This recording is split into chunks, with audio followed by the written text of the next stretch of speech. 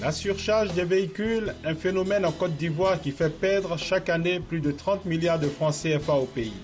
La surcharge des véhicules, quelles en sont les raisons et que pourront être les conséquences? C'est le thème qui a réuni autour d'une même table agences d'entretien des routes, structures exerçant dans l'entretien des routes, offices de sécurité routière, commerçants et transporteurs. Les raisons peuvent être multiples, comme je l'ai dit, mais la raison que nous on retient pour nous professionnels, c'est que les transporteurs sont toujours dans la recherche du gain, dans la recherche du temps.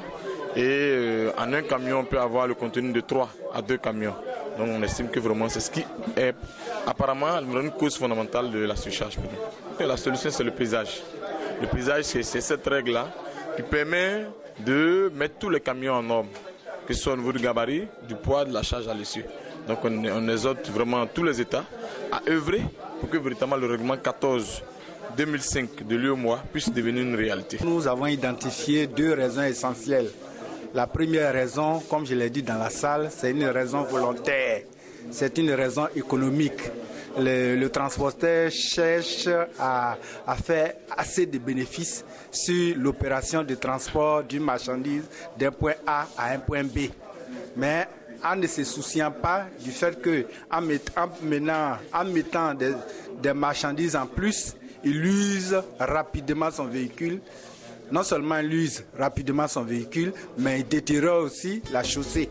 Pour certains acteurs, la sensibilisation s'impose quand d'autres appellent à des états généraux.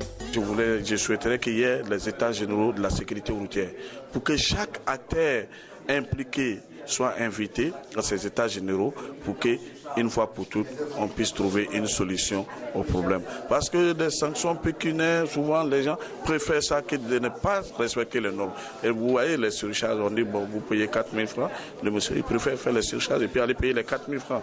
Donc pour moi, puisque l'objectif même n'est pas pécuniaire, c'est pour la sécurité routière, je pense que nous devons nous retrouver pour accentuer la sanction.